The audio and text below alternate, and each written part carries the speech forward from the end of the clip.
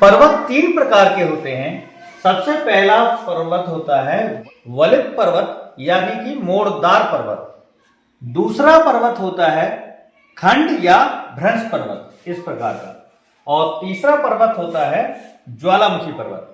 अब ये किस प्रकार से बनते हैं वो हम आगे बताएंगे। पढ़ेंगे वलित पर्वत बनते कैसे हैं। देखिए ये देखिए हिमालय है, पर्वत है जिसकी चोटियां हैं। जब चट्टानों में पृथ्वी की आंतरिक शक्तियों के कारण देखिए मोड़ या वलन पड़ जाता है तो इसको वलित पर्वत या मोड़दार पर्वत कहते हैं।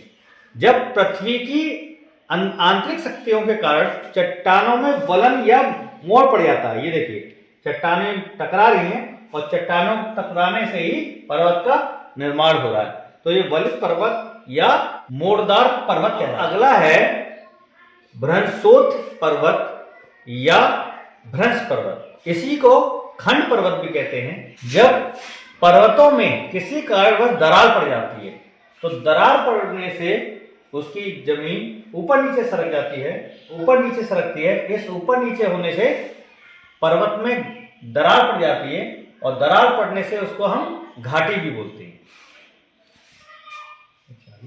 अगला है भ्रंश पर्वत या खंड पर्वत। जब किसी कारणवश पृथ्वी की दरार पड़ जाती है, दरार पड़ने के कारण भ्रंश पर्वत का निर्माण होता है और भ्रंश पर्वत के आसपास जो जगह होती है उसको बोलते हैं भ्रंश घाटी कहते हैं। पृथ्वी पर जो एक मुख होता है, खुला द्वार होता है जिससे हम ज्वालामुखी कहते हैं, इसमें से जब लावा निकलता है और लावा निकलने के कारण जो आसपास में लावा एकत्र हो जाता है या उसको मैग्मा कहते हैं, उसी को हम बोलते हैं ज्वालामुखी पर्वत।